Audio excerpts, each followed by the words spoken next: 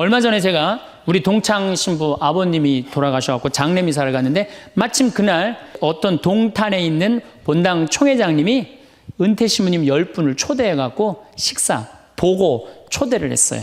부인이 보고 요리를 할 줄 알아갖고. 그래갖고 이제 그 집에 가고 보고를 먹는데, 신부님들, 은퇴 신부님들 보니까 머리가 다 벗겨진 거야, 다. 머리가 다 벗겨져갖고 있더라고요. 근데 내가 그날 마침 이제 장례미사를 해갖고 우리 주교님을 뵀는데, 우리 주교님은 그래도 머리가 많이 나셔갖고 모자를 앞에다 쓰신 거야. 그래갖고 참 보기가 좋더라고요. 주교님이 아주 얼굴이 하얀이 선비같이 생기셨거든요. 그래서 내가 저녁 먹으면서 신부님들은 이렇게 머리가 벗겨졌는데 우리 주교님은 아직도 머리가 나셔갖고 모자를 앞에다 쓰는데 참 보기 좋더라고. 그랬더니 은퇴 신부님 10분이 황 신부 주교님한테 가갖고 샴푸 뭐 쓰는지 좀 알아봐 달라고 막 그러더라고요. 그런데 우리 식사를 한 총회장님, 그 동탄의 총회장님이 신부님, 저는 40부터 머리가 완전히 벗겨졌는데 한 번도 머리 벗겨진 것 때문에 스트레스 받은 적이 없다는 거예요. 그게 무슨 소리냐? 그랬더니 자기 부인이 40에 본당 사목 임원이었는데 사목회를 하고 집에 들어오면 막 짜증을 내고 들어온대요. 그 문을 열고 딱 한다는 부인이 첫 입을 열어서 하는 소리가 답답해 죽을 뻔했다고. 여보, 사목회가 그렇게 답답해? 그러면 그 부인이 그런데, 여보, 나는 사목회의를 하는데 60이 먹은 그 본당의 회장님들이 머리가 빽빽하게 꽉 차 있으면은 그 머리를 보고 회의를 하면 가슴이 답답하다는 거야. 그리고 이제 자기 남편을 보고 머리가 완전히 대머리인 남편을 보고 한마디 한대요. 이제야 가슴이 뻥 뚫린다고. 이게 얼마나 남편을 기를 살려주는 말이에요. 그렇지 않아요? 그러니까 여자는 맛도 있고 멋도 있고 누구 기도 살려줘? 남편 기도 살려줘야 되는 거예요. 부처님은요 7종류의 아내가 있다고 그래요. 첫째, 남편을 죽이는 아내가 있대요.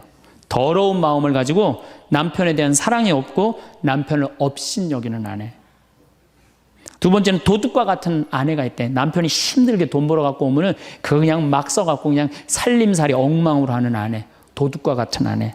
셋째, 주인과 같은 아내. 주인 행세하는 거죠. 그래갖고 그냥 자기는 일 안 하고 남편 막 시키는 주인과 같은 아내가 있고. 그 다음에 네 번째는 어머니와 같은 아내가 있대요. 항상 남편을 사랑하며 자식 대하는 것처럼 남편을 보호해주는 아내가 있대요. 그 다음에 누이 동생과 같은 아내. 남편을 섬기기를 다하고 자매와 같은 귀여움을 떨고 애교를 떠는 그런 누이 동생과 같은 오빠 하면서 그런 아내가 있다는 거예요. 그 다음에 친구 같은 아내가 있다는 거예요. 직장에서 마치고 피곤해서 돌아오면은 남편을 반가이 맞이해주고 술 한잔을 하면서 하루를 이야기를 나누는 친구 같은 아내. 그 다음에 이건 시대에 좀 안 맞지만은 종과 같은 아내, 남편을 극진히 섬기는 아내가 있다는 거예요. 여러분들은 7번째 중에 몇 번째에 들어가세요?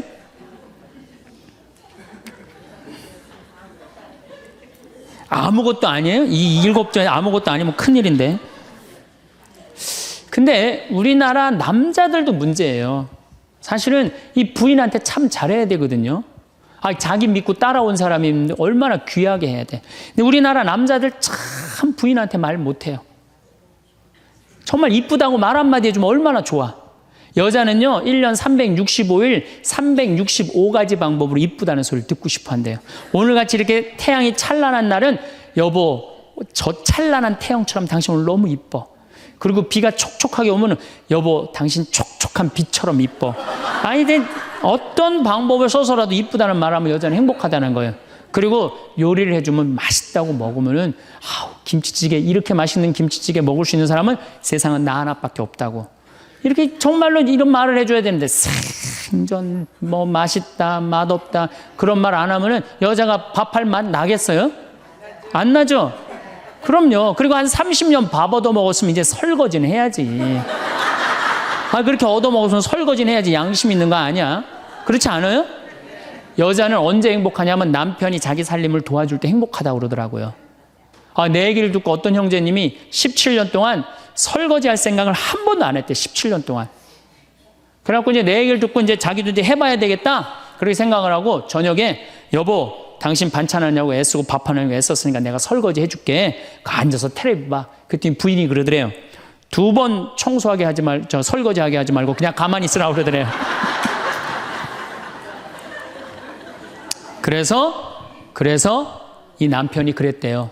아니야, 내가 오늘 해보고 싶어서 그래. 그리고 설거지를 했대요. 그리고 이제 그 형제는 미사 해설하러 성당에 갔는데 메시지가 왔대요. 여보, 나는 오늘 당신이 한 설거지 지금 다시 하고 있어. 하지만은 오늘처럼 행복한 날은 없어. 17년 결혼 생활 중에 오늘처럼 행복한 날은 없어. 고마워. 내 살림살이를 도와줘서. 그 메시지를 형제님이 나한테 보냈어요. 신부님, 요 조그만 거 이렇게 행복할 수 있는데 내가 왜 이제까지 안 했는지 모르겠다고. 그러니까 우리 정말 부인한테, 정말로 자매님들한테 서비스 해줘야 돼. 이제는 서로를 사랑해야 돼요. 서로를 사랑하고 아껴줘야 돼요. 근데 우리나라 남자들이 얼마나 말을 못하냐면 이게 진짜로 있었던 일이에요. 65살 먹은 형제님이 꿈을 잘 꾼 거야. 그래갖고 로또를 산 거야, 금요일 날. 그래갖고 그냥 가슴이 부풀은 거야. 왜 부인한테 막 자랑을 한 거야. 내가 꿈을 꿨는데 이거 이번 된다. 그리고 보통 꿈이 아니다. 막 돼지가 막 수천 마리 왔다 갔다 한 꿈을 꿨는지. 그래갖고 그냥 막 들떠 있는 거야. 그러니까 부인이 콧소리로 한마디 한 거야. 여보, 그러고 되면 당신 그 돈 뭐 할 거야? 그랬더니 남자가 정색을 하고 그러더래요. 온 세상 사람한테 다 나눠줘도 당신한테는 한 푼도 안 줄 거야. 아니, 아직 당첨되고 난 다음에 그러면 몰라도 당첨도 안 됐는데, 아이, 귀양 이렇게 말하면 얼마나 좋아요. 여보, 당신 평생 나한테 시집 와갖고 고생만 했는데 내가 되면 내가 당신 다 줄게. 쓰고 싶은 대로 다 써. 아니, 그렇게 말하면 얼마나 기분이라도 좋아요. 근데 그냥 내가 온 세상 사람한테 다 나눠줘도 당신한테 한 푼도 안 줄 거야. 이게 할 말이에요. 근데 우리나라 남자들이 이런다고요. 다른 형제님들이 아우 마누라 너무너무 이쁘고 좋겠다고 살아봐라야 눈 한번 하얗게 뜨고 하면 이런 말 해야 되면은 우리 마누라는 얼굴만 이쁜 게 아니라 마음은 비단이야. 기분이 얼마나 좋아요. 참 고운 말을 못하는 거야. 그냥 온 세상 사람한테 다 나눠줘도 당신한테는 한 푼도 안 준다. 그러니까 이 부인이 너무 열받아갖고 한 달 반 동안 밥을 안 해줬대요. 아니, 여자가 남편한테 결혼을 할 때는 이 험난한 세상, 저 힘 있는 남자한테 보호받고 싶어서 결혼하는 거 아니에요? 그렇지 않아요, 보통? 정말로 이것도 진짜 있었던 일인데 70이 다 돼가는 할머니인데, 그런데 또 친구 하나가 둘이 이제 할머니가 이제 둘이 친구야. 하루는 이 친구 할머니한테 전화를 한 거야. 막 웃으면서 전화했대. 너 뭐가 이렇게 좋아갖고 전화했냐? 그랬더니 우리 남편이 이번에 병원에 갔는데 글쎄 3개월밖에 못 산다고. 나 지금 이불 뒤집어 쓰고 지금 웃으면서 너한테 전화하는 거라고. 이건 너무 불행하지 않아요? 너무 불행하지 않아요? 이게 그냥 자기 남편 3개월밖에 안 산다고 이불을 뒤집어 쓰고 막 웃으면서 그냥 전화를 할 정도면 이건 같이 살지 말아야지. 그렇죠? 그러니까 여러분들 남편한테 잘하세요. 또 여기 있는 우리 형제님들 누구한테 잘해요? 그래도 나이 먹어갖고요. 여러분들 지금 신부님 난 도저히 우리 남편하고 못 살 거예요. 지금 바꿔봐야 거기서 거기에요. 지금 바꿔봐야.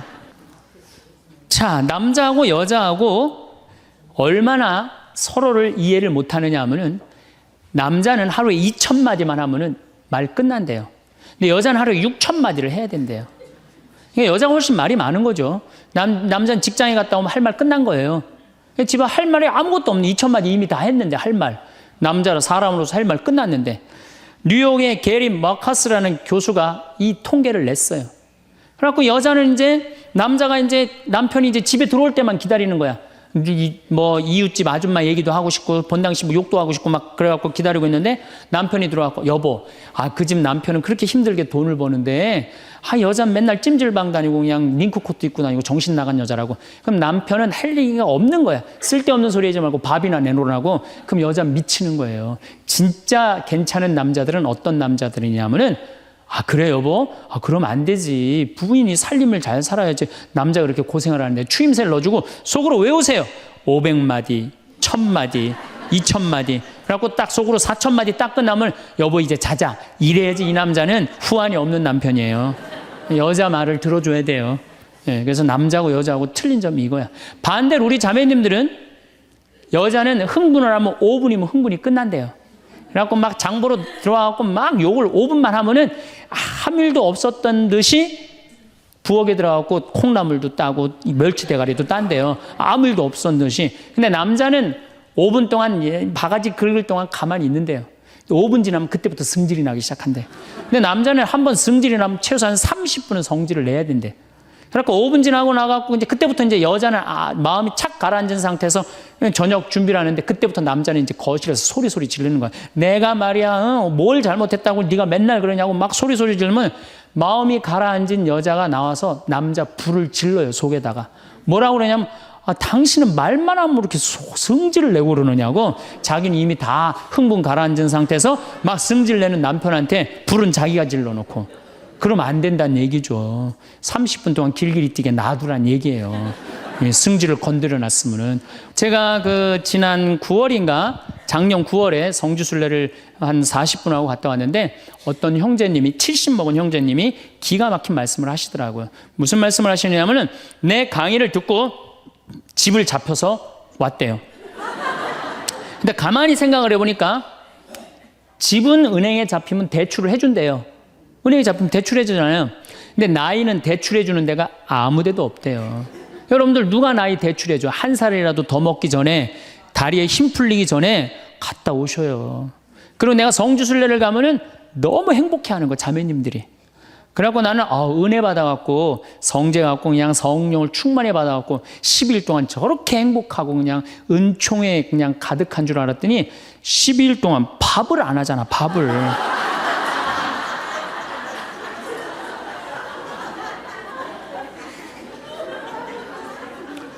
남편, 부부는 맛도 있고 멋도 있어야 되지만 기도 살려줘야 돼. 남편 기도 살려줘야 돼요. 아니 50이 넘어갖고 남편 기 살려줄 사람이 직장에서 기가 살겠어요? 사회에서 기가 살겠어요? 본인이 기가 살겠어요? 유일하게 기 살려줄 수 있는 사람은 누구밖에 없어요? 부인밖에 없어요. 부부가 50이 넘으면요 자식들 떠나고 둘만 덩그랗게 집에 남아서 50년을 같이 살아야 돼요. 말을 정말로 남편 즐거운 말, 남편 좋은 말, 우리 남편 아직도 알통 튼튼하다, 우리 남편 아직도 어깨가 그냥 대유평 평야 같다, 이런 말 해주는 게 중요한 거예요. 그런데 그냥 말을 진짜 못해. 내가 2000년 역사상 말 진짜 못하는 놈 한 놈 알고 있어요.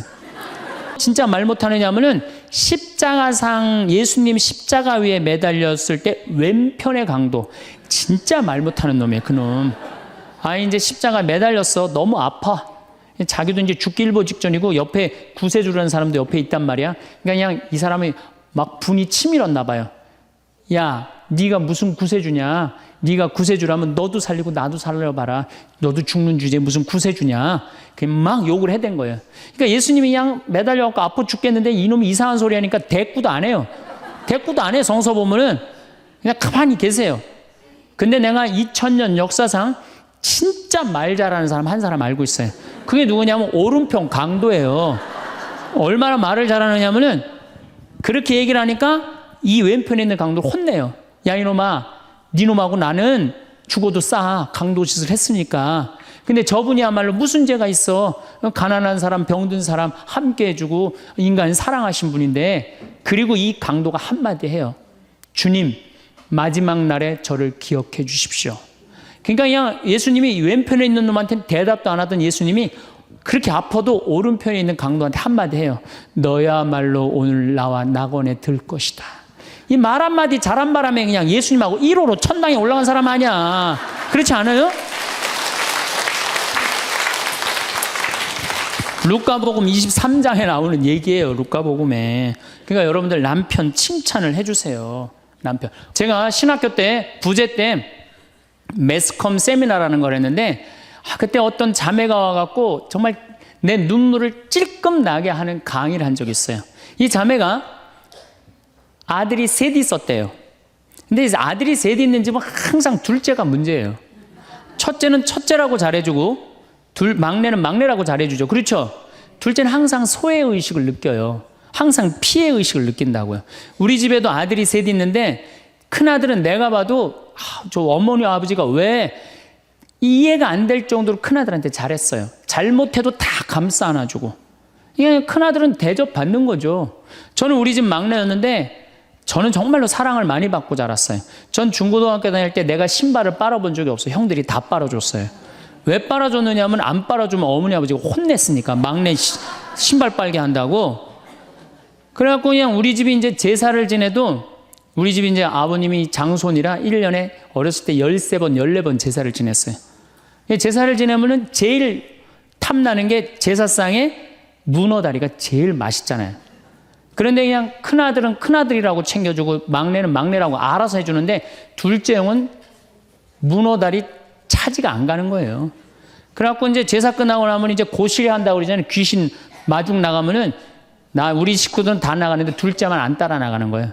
왜 안 따라 나가냐면 문어다리 훔치려고. 자기가 훔치지 않으면은 자기 챙겨줄 사람 아무도 없잖아요. 우리 둘째 형은 제사가 지나고 일주일이 지나도 2주일이 지나도 문어다리 물고 다녀요. 자기 어디다 감춰놨는지 모르는데. 그래갖고 제가 지금 얼마 전에 한 2년 전인가 설날 집회를 갔어요. 마침 설날은 제사를 지내니까 가갖고 물어봤어요. 아직도 둘째 형 문어다리 훔치느냐고 그랬더니 형하고 누나가 오늘도 문어다리가 없어졌다는 거예요. 그거 훔친 거지. 그러니까 50이 돼서도 그 어렸을 때 자기가 소외된 거, 피해의식을 보상받고 싶은 거예요. 이 집에 이제 아들이 이제 중학교 3학년, 초등학교 6학년, 초등학교 3학년 세 아이가 있었대요. 근데 마침 그날은 초등학교 6학년 둘째 아들만 집에 있었대요. 그래서 이 자매님이 남편한테 여보, 둘째 아이 좀 데리고 목욕탕에 들어가서 목욕 좀 시키라고. 그래갖고 뭐 아빠도 뭐 집에 있으니까 둘째 아들 이제 목욕을 시킨다고 목욕탕에 들어갔대요. 근데 5분이 지났는데 남편이 얼굴이 새빨개져갖고 막 뛰쳐나왔대. 옷도 제대로 안 입고. 당신 왜 애 목욕시키라고 했더니 왜 뛰쳐나오냐? 당신 먼저. 여보, 내가 목욕을 하러 들어갔는데 저놈이 이상한 말을 한다는 거예요. 그래서 무슨 말을 하느냐고. 아니 나도 벗고 이제 자기도 이제 둘째 아들도 옷을 벗었는데 딱 옷을 벗었는데 둘째 아들이 눈을 똑바로 뜨고 아버지한테 그러더래요. 아버지도 벗고 나도 벗었으니까 우리 남자 대 남자로 아무것도 안 걸쳤으니까 솔직하게 말 좀 해보자고. 그래서 무슨 얘기를 하느냐. 아니 초등학교 6학년이 딱 빨개 벗고 아버지도 벗고 나도 벗었으니까 우리 솔직하게 얘기 좀 해보자고 그러니까 얼마나 당황스러워요. 그래서 무슨 얘기냐 그랬더니 아버지는 날 정말로 사랑하는 거냐. 무슨 소리냐. 지난 겨울에 아버지가 밤에 두부 심부름 시켰을 때 난 너무너무 밤에 나가는 게 무서웠다. 왜냐하면은 동네에 불량 형들이 걸리면 돈을 뺏고 그래서 난 밤에 나가는 거 너무너무 싫었다. 중학교 3학년 큰형도 있는데 내가 그래서 큰형 왜 안 시키냐고. 그러니까 아버지가 나한테 소리 지르고 나한테 갔다 그래서 내가 울면서 갔다 왔다. 내가 그렇게 무서운데 얼마나 내가 서러웠는지 알았느냐. 그 아버지 나 사랑하는 거냐. 내가 그렇게 마음고생하는 걸 아냐. 뭐 아버지 할 말 없지. 또 아니 내가 구두 닦았을 땐 한 번도 칭찬도 안 하는데 막내가 아버지 구두 닦으면 그렇게 좋아하고 칭찬하고 500원도 주고 그러는데 왜 나는 한 번도 그런 적이 없느냐. 그리고 우리 아들 셋이서 인사할 때 잘 다녀오시라고 그럴 때 내 머리 쓰다듬은 좀 있냐. 한 번도 없다. 막내 머리만 쓰다듬어 줬지. 날 사랑하는 거냐. 아들이 그냥 그렇게 물어보는 거예요. 당황스러운 거죠. 부모는 항상 세 아들 다 사랑한다고 그러지만은 자식이 느끼는 건 너무너무 섭섭했던 거죠. 그래서 이 아빠가 너무너무 당황스러워갖고 그랬대요. 나는 너를 너무 믿었기 때문에 심부름도 시킨 거고 난 너를 너무너무 믿었기 때문에 막내 어리니까 이렇게 한 거지. 난 이 셋 중에 너를 너무너무 사랑한다. 그리고 너무 당황스러워서 그냥 옷도 그냥 대충 입고 뛰쳐나온 거예요. 그 자리에서 너무 있기 미안해갖고. 그래갖고 제가 어떻게 하나 보라고 그랬더니 문을 빼꼼히 열고 보니까 아들이 눈에는 눈물이 뚝뚝뚝 떨어지는데 입에는 미소가 있더라는 거예요. 아빠가 날 사랑한다고 그러니까. 그러니까 누가 사랑하는 게 커요? 자식이 부모 사랑하는 게 큰 거예요. 그 사랑을 부모가 까먹고 자꾸 자식한테 못되게 하는 거죠.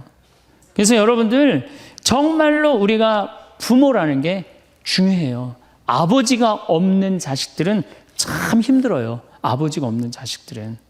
여러분들 삼국 통일을 한 궁예, 왕건, 견우, 후백제 거기에 궁예 얘기를 좀 할게요. 궁예가요.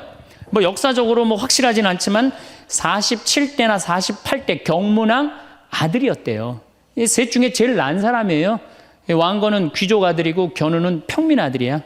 근데 궁예는 왕의 아들이었어요. 근데 아버지 없이 자랍니다. 아버지 없이 자라요. 아버지 없이 자라는 사람들은요.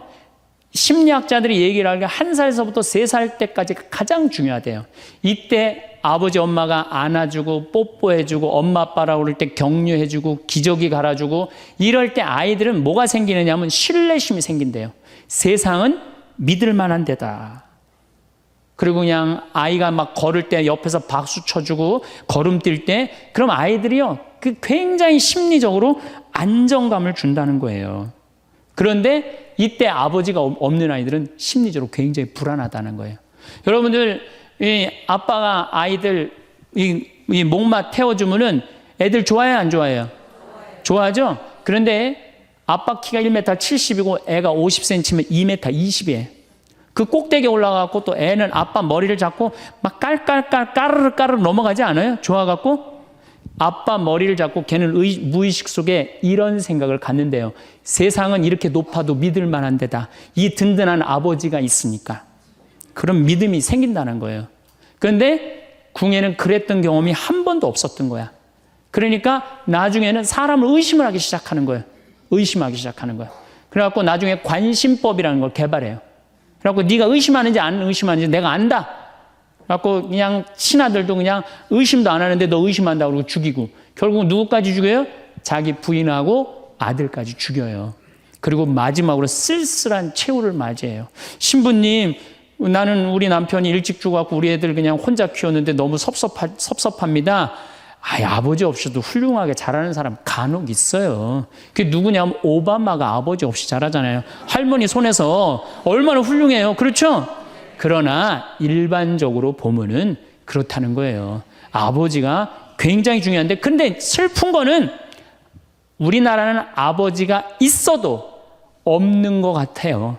아버지가 있어도 애는 학원 다니냐고 그냥 정신 팔려가고 아버지는 돈 번다고 해갖고 서로 사랑을 쌀 시간이 없는 거, 서로 사랑을 쌀 시간. 그런데 이 아버지와 끈이 굉장히 기가 막힌 분이 한 분 계세요. 아버지와 자식 사랑이 아주 두터운 분이 한 분 계세요. 그분이 누구냐면 바로 예수님이에요. 예수님처럼 아버지와 사랑이 깊은 사람이 없어요. 여러분들, 세례받을 당시 예수님이 물 위에 올라오시자 마르코복음 1장 11절에 뭐라고 그러냐면 너는 내가 사랑하는 아들, 내 마음에 드는 아들이다 라고 하느님 아버지께서 아들을 얼마나 사랑하는지 확인시켜줘요.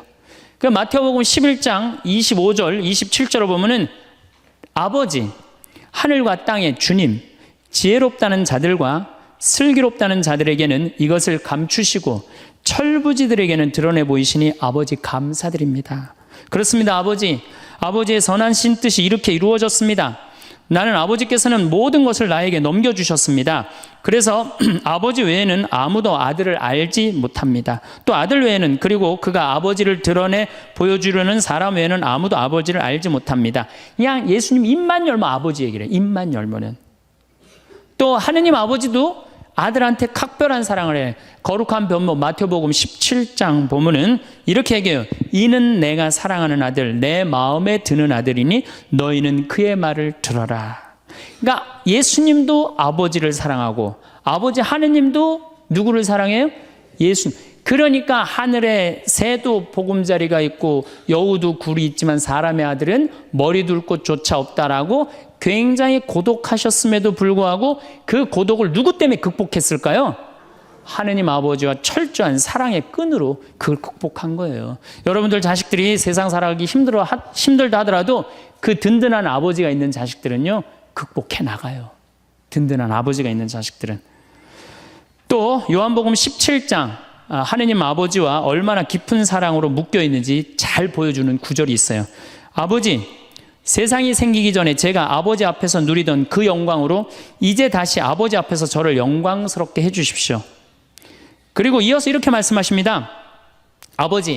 아버지께서 제 안에 계시고 제가 아버지 안에 있듯이 그들도 우리 안에 있게 해주십시오. 난 이 구절을 보면요, 가슴이 떨려요. 여러분들 자식 중에 아버지한테 아버지 안에 내가 있고 내 안에 아버지가 있어, 이렇게 말하는 자식들이 있어요? 그런 고백을 할 수 있는 자식이 몇 명이나 될까요? 아버지 안에 내가 있고 내 안에 아버지가 있다. 예수님은 이렇게 아버지를 사랑했던 거예요. 의로우신 아버지, 세상은 아버지를 알지 못하였지만 저는 아버지를 알고 있습니다. 저는 그들에게 아버지 이름을 알려주었고 앞으로도 알려주겠습니다. 아버지께서 저를 사랑하신 그 사랑이 그들 안에 있고 저도 그들 안에 있게 하려는 것입니다. 예수님은 그 말씀을 하고 난 다음에 유다의 배반으로 붙잡히세요. 그러니까 예수님은 활동 시작할 때부터 아버지 얘기 시작해갖고 마지막 끝날 때까지 아버지 얘기한 거야. 아버지하고 이야기를 하는 거를 멈추지 않았습니다. 그리고 겟세마니 동산에서도 아버지와 끈끈한 사랑을 보여주시죠. 아버지 하실 수만 있으시면 이 잔이 저를 비껴가게 해주십시오. 그러나 제가 원하는 대로 하지 마시고 아버지께서 원하시는 대로 하십시오. 요새 이런 아들이 어디 있어요? 제 뜻대로 말고 아버지 뜻대로 하세요. 이런 아들이 어디 있어요? 다 내 뜻대로 해달라고 그래요. 엄마 아버지가. 그렇죠?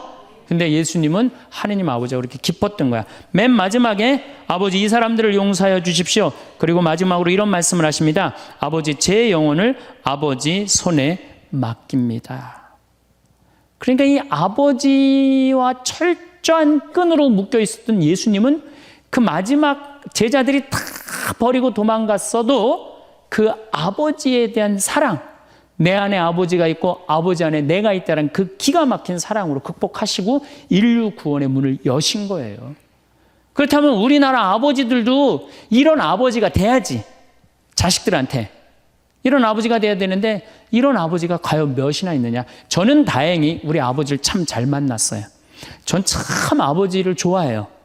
나는 어렸을 때 추억이 아버지하고 매일 토요일 날 일요일만 되면 산에 가갖고 도토리 따고 밤 줍고 또 내가 망보고 아버지가 대추나무 올라가고 막 서리하고 막 이런 거 많이 했어요. 예. 그래갖고 막 걸려갖고 막 대추밭 주인한테 막 욕먹으면 얘는 누구냐고 그러면 우리 막내 아들이라고 그러면 막내 아들 데리고 좋은 거 가르쳐 준다고 그냥. 그리고 어렸을 때 아버지하고 추억 중에 웅덩이가 있어요. 웅덩이. 거기에 퍼내면 그 미꾸라지. 그 진흙 안에 미꾸라지 그걸 잡아내는 정말 그런 추억들이요. 그러니까 지금도 80이 된 아버지를 보면 행복한 거예요. 그리고 시간만 되면 그 아버지 보러 가고 싶고. 그러니까 이제는 효도는 없어요. 뭐만 남아있어? 사랑만 남아있는 거예요. 추억만 남아있는 거예요. 자식하고 얼마나 좋은 시간을 많이 가졌느냐에 따라서 늙었을 때 안 외롭다는 거예요. 어렸을 때 자식하고 한 번도 놀아준 적이 없어. 10살 때까지 놀아줘야 된다는 거예요. 근데 10살 때까지 한 번도 놀아준 적이 없으면은 자식이 늙은 부모들 한 번도 같이 안 놀아준다 이거예요. 그러니까 늙어서 외로운 거는 자식이 못 돼서가 아니라 누가 싸놓은 업보야? 그렇죠. 그러니까 섭섭할 필요 없어요. 자, 그렇다면은 사랑이 없는 엄마, 사랑이 없는 아버지, 엄마도 없고 아버지도 없는 이 세대는 외로울 수밖에 없어요. 그리고 그들은 어차피 떠나게 돼 있어요. 그렇다면 여러분들 옆에 남아있는 건 누구밖에 없어요? 남편. 그렇죠. 50살에 자식들 떠나면 50부터 100살까지 여러분들 옆에 남아있을 수 있는 유일한 사람은 남편밖에 없어요. 근데 여러분들 그 남편한테 잘해요? 옛날에는요, 부모한테 자식이 전부였어요. 왜 옛날에는 부모한테 자식이 전부였느냐면 20살에 결혼해갖고 내가 40살이 되면은 자식이 20살이 돼요. 그러면은 되게 50살까지 밖에 못 살았어요. 그럼 자식이 몇 년 효도하면 되냐면 10년만 효도하면 돼요. 그러면 알아서 죽어줘 주니까. 그러니까 옛날엔 자식이 부모한테 애절해서 안 애절했어요. 애절했어요. 그리고 20살 먹은 아들이 왜 50살 먹은 부모한테 죽지 말라고 왜 그렇게 손가락 깨물어서 입에 단지해주고 허벅지 살 잘라갖고 울며 불며 죽지 말라고 그랬을까요? 20살 된 이 아들은 동생이 17살, 14살, 11살, 8살, 5살, 2살 동생이 줄줄이 있는 거야. 근데 엄마 아빠가 지금 죽으면 이거 누가 키워야 돼? 자기가 키워야 되니까 죽지 말라고 그러는 거예요. 죽어도 이거 누구까지 다 키우고 죽어? 막내까지 키우고 죽어라 이거야. 근데 만약에 우리 엄마 아버지가 막내까지 다 키웠다? 그러면 엄마 아버지 나이가 60이 되는 거예요. 그래서 60까지 산 부모한테 너무 고맙다고 차려준 잔치가 환갑잔치예요. 근데 이 환갑진갑 다 받아먹고 갈 생각을 해요, 안 해요? 안 하잖아요. 이게 큰 문제예요. 그러니까 자식이 모시다가 지치는 거예요. 그러니까 부모 60, 70부터는요 부모 관심 없어요. 그러면은 50 넘어서는 누가 옆에 있어요? 남편밖에 없어요. 여러분들 지금 우리나라 100살 이상이 몇 명이냐면 2,500명이에요. 100살 이상이. 90세 이상이 몇 명이냐면 9만 명이에요. 80세 이상은 몇 명이냐면 80만 명이에요. 70세 이상은 몇 명이냐면 240만 명이에요. 그러니까 이제 안 죽어. 안 죽어요. 여기 죄송하지만 60세 넘으신 분들 손 들어보세요. 손 들어 괜찮아요. 이게 문제라는 거예요, 이게. 자식은 이미 떠나 있고 50 넘었고 60 넘어갖고는 누가 옆에 있어요? 남편밖에 없어요. 그러면은 자식한테 잘해야 됩니까? 남편한테 잘해야 됩니까? 남편한테 잘해야 돼요. 우리나라는요, 안사람, 바깥사람 제도가 있어요.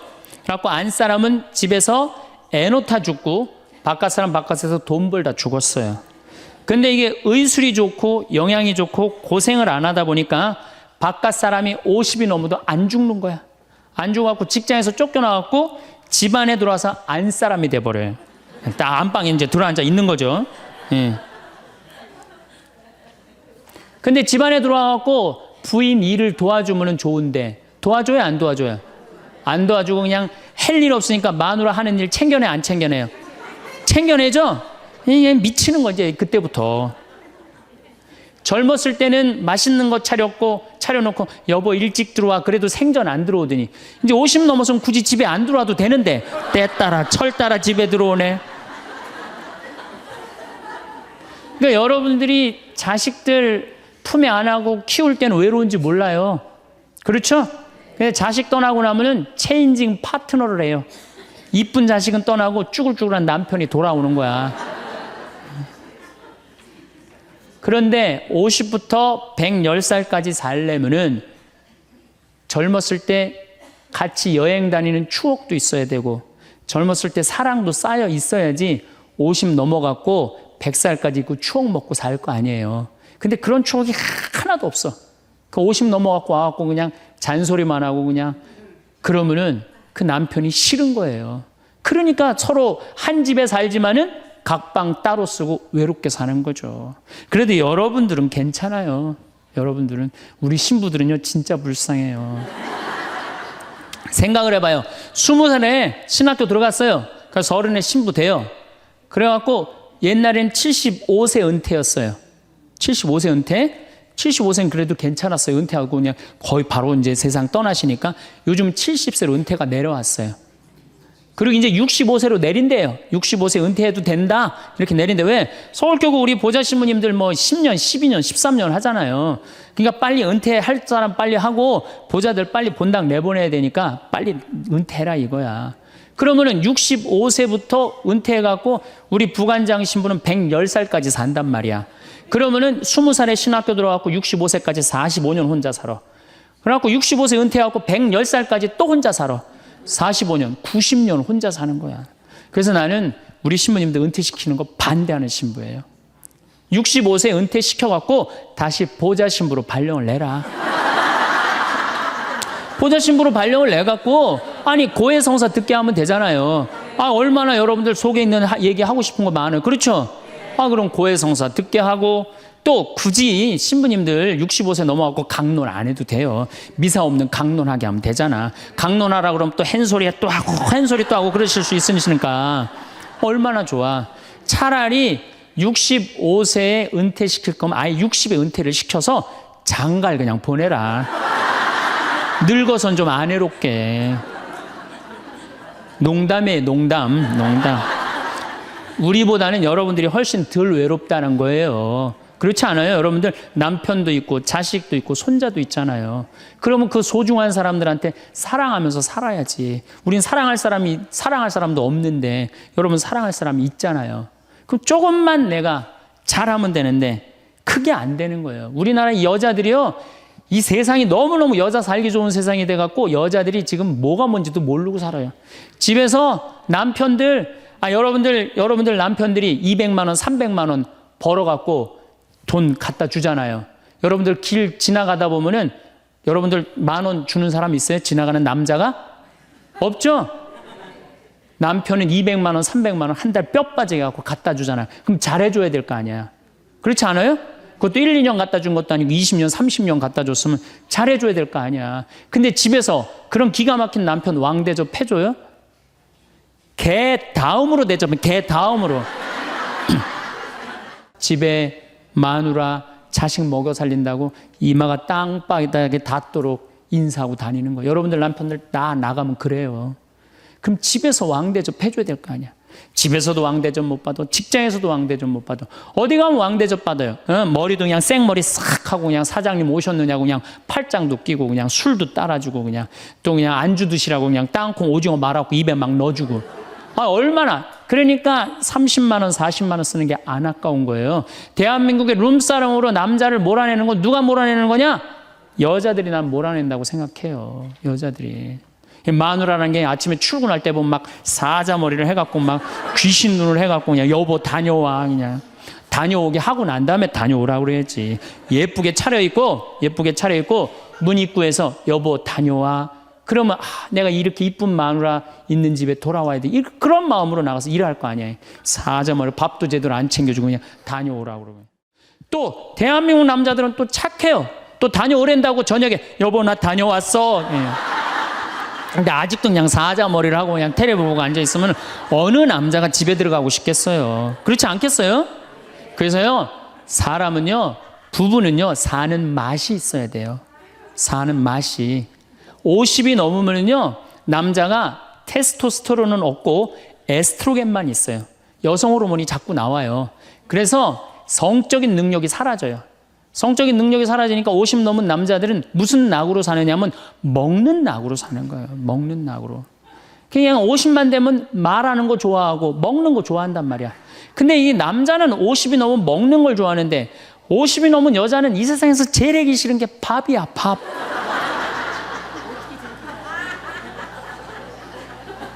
그러니까 그냥 둘이 사는데 왜 김치찌개를 끓여도 한솥 끓여. 그냥 하기 싫으니까 귀찮으니까 한솥 끓여갖고 그냥 다음날 아침에 그냥 그거 졸여갖고 아침상에 올려놓고 그냥 저녁엔 또 오늘같이 하루 피정하고 저녁에 이제 여보 나 저녁 집에 가서 먹을게 그러면 또 그거 볶아갖고 저녁상에 또 올려놓고 좀 회도 떠갖고 예? 여기 가깝잖아요. 회시장 가갖고 우럭 회 맛있잖아요. 매운탕도 떠갖고 소주도 한 병 사고 그래갖고 그냥 허벅지 트어진 치마 이브닝 드레스도 하나 딱 입고 저녁에 남편 들어오면 여보 이거 내가 한 거야 딱 술 따라주면 남자가 얼마나 살맛이 나요. 사는 맛 나지 않겠어요? 예, 좀 신선로도 좀 해갖고 탁 하고 짜장면도 좀 만들어주고 베트남 국수도 좀 해서 주고 요즘 뭐 또 순대 또 그냥 유명한 데 많잖아요. 전화하면 택배로 다 보내주잖아요. 순대도 탁 썰어갖고 그냥 간 썰어갖고 그냥 소주 한 잔 탁 하고 신부님 무슨 돈으로 그런 걸 합니까? 애 휴학시키고 자식은 무슨 자식이야. 지금 누구밖에 없어요? 부부밖에 없어요. 애 휴학시키고 그렇게 하세요. 신부님 난 휴학시킬 자식이 없는데 집 잡혀요. 나이 드신 분들은 은행에 가고 집 잡혀가고 다 쓰세요. 자식 물려줄 생각하지 말고. 예. 그래야지 사는 맛으로 사는 거 아니에요. 그리고 부부는 사는 맛으로도 살아야지만 사는 멋으로도 살아야 돼. 사는 멋이 있다. 멋있게 살아야 될 거 아니에요. 근데 나는 제일 가슴 아픈 우리 자매님들이 어떤 분들이냐면은 자기를 꾸미지 않는 분들이에요. 이쁘게 좀 이쁜 옷도 사 입고 그래야 되는데 생전 자기가 무슨 군인이야? 집에 있어도 파마를 해도 꼭 철모 뒤집어 쓴 거 딱 1년 내내 풀어지지도 않는 거 쓰고 앉아갖고 그냥 생전 그냥 마누라라는 게 그냥 맵시 있는 옷 한 번 제대로 입지도 않고 그럼 남편이 사는 맛이 있어요? 사는 멋이 있어요? 좀 꾸며야죠, 본인이. 예쁜 옷도 좀 사서 입고, 좀 브릿지도 좀 넣었다가, 머리도 그냥 생머리도 했다가, 이쪽으로도 묶었다가, 저쪽으로도 묶었다가, 어느 날 좀 틀어도 올리고, 막 이래야지 그냥 남자가 사는 맛도 있고, 사는 멋도 있을 거 아니에요. 생전 그냥, 옷도 그냥, 신부님 맵시가 있어야지 옷을 사 입죠. 그러면 좀 살도 좀 빼시고 그냥 이건 벤지 엉덩이지 구분도 안 되는 그냥 몸매를 가지고 그러니까 그냥 몸빼바지만 계속 짚고 이 집에 있으면은 어느 남자가 집에서 가고 싶어요. 본인을 꾸미시라는 거예요. 그래서 남자는요 사는 맛도 있고 사는 멋도 있는 거, 멋도 있어야 돼요. 그래서 예쁜 옷. 남편도 좀 꾸며주고, 남편도 좀 나비 넥타이도 좀 하고. 남자가 50이 넘으면요, 제가 지난 그 미국에 한번 강의를 갔는데 너무 멋있는 부부를 봤어요. 남편이 한 60쯤 돼 보이는데 식사를 같이 하려고 그러는데 남편이 살짝 머리가 벗겨졌더라고요. 근데 부인이 사각모를 탁 저기 뭐 차에 하더라고요. 남편을 바깥에서 만났는데 딱 했는데 부인이 여보 이거 써. 탁 씌워주는데 너무 멋있더라고요. 여러분들 앞 백화점에 가갖고 남편 좀 사각모도 좀 멋있는 거 좀 중절모도 멋있는 거 사서 탁 씌우면 얼마나 좋아. 그렇지 않아요? 옷도 이제 50이 넘으면요 단색을 입어야 돼요. 노란색을 입든지 초록색을 입든지 아니면 빨간색을 입든지 그래야지 좀 젊어 보이는데 이거는 그냥 김치국물 떨어져도 안 보이는 체크무늬 사서 입혀갖고 그냥 1년 내내 빨아주지도 않고 그냥 맛도 없고 멋도 없는 거죠. 그래서 좀 무슨 돈으로 애 휴학시키고 자식은 무슨 자식이에요. 여러분들 이제 50이 넘어가갖고요. 여러분들의 유일한 동반자는 누구밖에 없다? 남편밖에 없다. 그럼 남편한테 잘해줘야죠. 50이 넘으면 또 남자들도 문제는 문제예요. 이 남자는 50이 넘어가면 친구가 없어져요. 오로지 방에만 있는 거 집에만. 근데 여자는 바뀌어 또 성격이 바뀌어 50이 넘으면 친구가 너무 많아. 그냥 맨날 만나러 나가야 되는데 그냥 이 남자고 여자고 이제 서로 힘든 거죠. 또 그냥 50, 60 넘은 남자들은 씻지도 않아. 그냥 냄새 나고 그냥 이러니까 그냥 남편 옆에 가까이 가기도 싫은 거죠. 예. 근데 이 부부가요, 서로 애인같이 살아야 돼요. 우리 자매님들 자기를 애인같이 꾸며야 돼요. 그러니까 언제든지 집에서도 깔끔하고 예쁘게 차려입으면 남자가 기분이 좋잖아요. 집도 좀 화분도 좀 예쁜 거 좀 해놓고 여행도 좀 다니고 둘이 공연도 좀 가고 극장도 좀 보러 다니고 이래야지 그냥 사는 맛도 나고 사는 멋도 날 거 아니에요. 그래서 제발 좀 성지순례 좀 가세요. 제가 여러분들한테 꼭 부탁하고 싶은 거는 옛날에 중세시대는요 성제집 다 팔아 갖고 갔어요. 다 팔아서 그냥 예루살렘 가는 걸로 끝나는 거예요. 거기서 죽어도 여한이 없다고. 그러니까 여러분들도 예수님 어제 복음에 자케오 얘기 나왔죠? 그 예리고 얼마나 좋아요. 그리고 그냥 갈릴레아도 좀 호수도 가보고 얼마나 좋아요. 신부님 무슨 돈으로? 휴학시키고 그 돈이면 충분해요. 한번 갔다 오면은요 신앙이 틀려지거든요. 성지순례도 가고. 어쨌든 우리가 이 인생을 외롭게 살고 싶지 않다면은 부부가 사랑하는 수밖에 없어요. 그래야만이 우리 인생이 풍요로워요. 더욱이 여러분들 노년 50년 60년 부부밖에 없어요. 훈련하면 된대요. 그 부부 사랑 훈련하는 그 많은 책자를 읽어보면요 그 서로 훈련이 안 돼 있어서 그렇지 훈련하면 서로 사랑한대요. 그리고 외롭지 않다는 거예요. 다음 시간에는 이제 정말로 그렇다면 구체적으로 우리가 외롭지 않는 방법에 대해서 이야기를 나누도록 하겠습니다. 외로움이라는 감정은 어느 날 갑자기 문 앞에 서 있는 낯선 손님처럼 느껴질 때가 있습니다. 아무런 예고도 없이 찾아온 것 같지만 사실 그 감정은 오랜 시간 아주 조용히, 아주 천천히 쌓여온 것입니다. 어떤 하루를 보냈는지, 어떤 사람과 어떤 마음으로 지내왔는지, 무엇을 소중히 여기고 무엇을 흘려보냈는지가 모여 지금 이 순간의 마음을 만들어냅니다. 외로움은 현재만의 결과물이 아니라 삶 전체가 천천히 빚어낸 감정입니다. 그래서 외로움을 제대로 이해하려면 지금 이 순간만이 아니라 여러분이 걸어온 길 전체를 함께 들여다볼 필요가 있습니다. 사람들은 외로움을 느낄 때 흔히 주변을 둘러봅니다. 가까이 있는 사람이 있는지, 연락할 수 있는 사람이 있는지를 확인합니다. 그런데 사실 외로움은 곁에 사람이 있고 없고의 문제만은 아닙니다. 사람들로 가득한 자리에서도 깊은 외로움을 느끼는 경우가 있고 혼자 있어도 전혀 외롭지 않은 경우도 있습니다. 외로움의 본질은 연결에 있습니다. 누군가와 진심으로 연결되어 있다는 느낌, 내가 이 세상에서 혼자가 아니라는 느낌, 누군가가 나를 기억하고 나를 소중히 여긴다는 느낌. 그것이 있을 때 사람은 외롭지 않습니다. 그리고 그 연결은 저절로 만들어지지 않습니다. 오랜 시간 관심을 기울이고 마음을 나누고 작은 것에도 성의를 다한 사람들 사이에서 비로소 생겨나는 것입니다. 사람의 마음속에는 눈에 보이지 않는 통장이 하나 있습니다. 돈을 저축하듯 관계도 꾸준히 쌓아야 잔고가 유지되는 그런 통장입니다. 함께 웃었던 시간, 상대의 이야기에 귀 기울였던 순간, 아무 이유 없이 건넸던 따뜻한 말 한마디, 힘든 날 곁에 있어 주었던 기억들이 모두 그 통장 안에 차곡차곡 쌓입니다.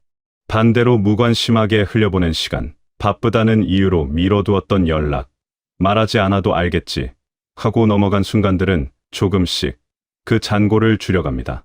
관계란 화려한 자리나 특별한 날에만 만들어지는 것이 아닙니다.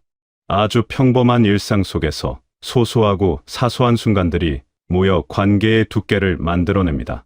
그리고 삶이 흔들리고 마음이 무거울 때 결국 여러분 곁에 남아있는 것은 그렇게 오랜 시간 천천히 쌓아온 관계의 자산입니다. 화려하게 보였던 관계들은 어느 순간 멀어지고 조용하지만 꾸준히 이어온 관계들이 진짜 힘이 됩니다. 그래서 관계는 필요할 때 급하게 만들 수 있는 것이 아닙니다. 지금 이 순간에도 가까운 사람에게 먼저 마음을 표현하고 오랫동안 연락하지 못했던 사람에게 안부를 전하고 작은 관심을 꾸준히 이어가는 것이 관계 통장을 채우는 일입니다. 그 작은 실천들이 훗날 여러분의 삶을 든든하게 받쳐주는 울타리가 됩니다. 이 인생의 후반부는 많은 사람들이 생각하는 것보다 훨씬 깁니다. 예전에는 일을 마무리하고 나면 삶도 함께 정리되는 것처럼 여겨지던 시절이 있었습니다. 그러나 지금은 다릅니다. 평균 수명이 늘어나면서 일에서 벗어난 이후의 삶이 생각보다 훨씬 길고 넓게 펼쳐져 있습니다.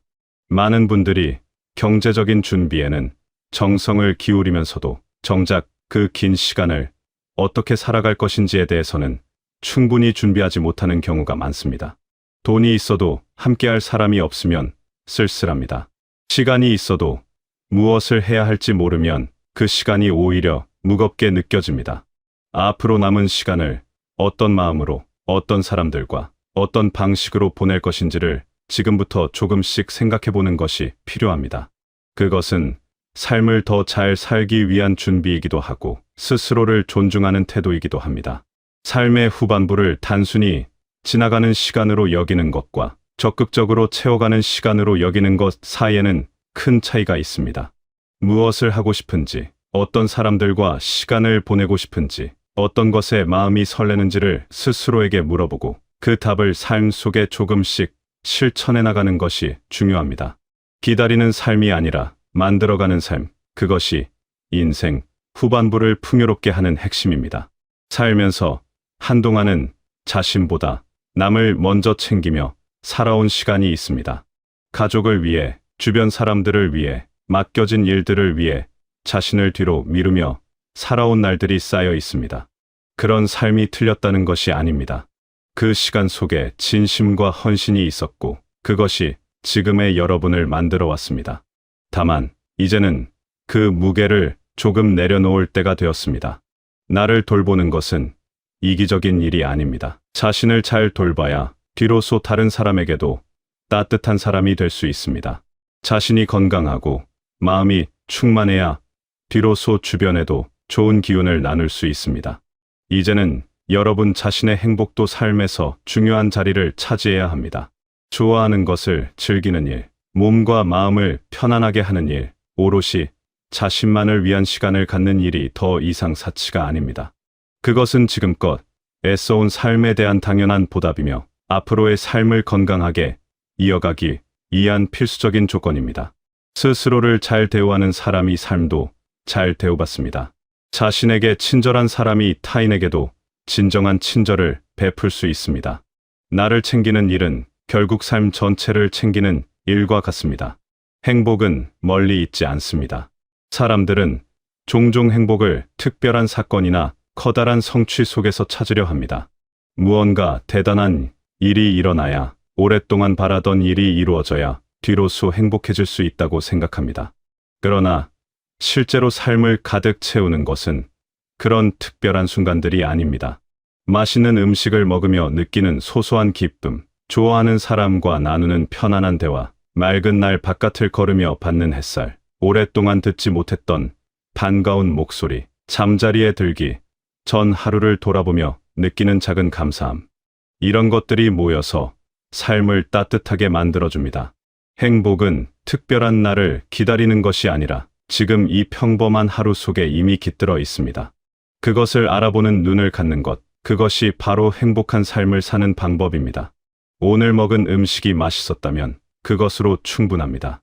오늘 누군가와 나눈 이야기가 마음에 남는다면 그것이 바로 좋은 하루입니다. 삶의 만족은 거창한 것에서 오지 않습니다. 지금 이 순간을 온전히 느끼고 작은 것에서 기쁨을 발견하는 능력이 쌓일수록 삶은 점점 더 풍요로워집니다. 그 능력은 타고나는 것이 아니라 의식적으로 키워가는 것입니다. 오늘 하루 어떤 작은 것이 여러분의 마음을 따뜻하게 했는지 한 번쯤 떠올려 보시는 것만으로도 충분한 시작이 됩니다. 나이를 이유로 스스로를 포기하는 일은 생각보다 조용히 그리고 빠르게 일어납니다. 어느 순간부터 새로운 것을 배우는 일을 멈추고 외모를 가꾸는 일을 소홀히 하고 싶었던 일들을 이제 와서 무슨 소용이냐며 접어두게 됩니다. 그러나 자신을 소중히 여기는 사람은 다릅니다. 작은 것에도 호기심을 잃지 않고 새로운 것을 배우는 즐거움을 알고 자신을 가꾸는 일에 정성을 기울입니다. 삶의 활력은 나이에서 오는 것이 아닙니다. 스스로를 얼마나 소중하게 여기느냐에서 옵니다. 새로운 것에 관심을 갖는다는 것은 아직 삶이 자신에게 줄 것이 남아있다고 믿는다는 의미입니다. 그 믿음이 있는 사람은 눈빛이 다릅니다. 걸음이 다릅니다. 주변을 대하는 태도가 다릅니다. 스스로에게 아직 배울 것이 있고, 아직 즐길 것이 있고, 아직 나눌 것이 있다고 느끼는 사람은 어떤 상황에서도 생기를 잃지 않습니다. 그것은 거창한 목표나 대단한 계획이 아니어도 됩니다. 오늘 처음 들어본 이야기에 귀를 기울이는 것, 한 번도 가보지 않은 길을 걸어보는 것, 예전부터 해보고 싶었던 작은 일을 시도해보는 것으로도 충분합니다. 자신을 포기하지 않는 것은 삶을 포기하지 않는 것과 같습니다. 좋은 삶은 누가 가져다 주지 않습니다. 누군가가 나를 행복하게 만들어 주기를, 상황이 나아지기를, 때가 되면 저절로 좋아지기를 기다리다 보면 시간은 그냥 흘러가 버립니다. 관계도 스스로 만들어가는 것이고 즐거움도 스스로 찾아야 하며 삶의 의미도 결국 자신이 부여하는 것입니다. 이것은 모든 것을 혼자 해내라는 말이 아닙니다. 다만 자신의 삶에 대해 스스로 주인이 되어야 한다는 뜻입니다. 삶의 의미는 완성된 형태로 주어지지 않습니다. 매일 조금씩 스스로 만들어가는 것입니다. 오늘 누군가에게 건넨 따뜻한 말 한마디가 그 사람의 하루를 바꿀 수도 있습니다.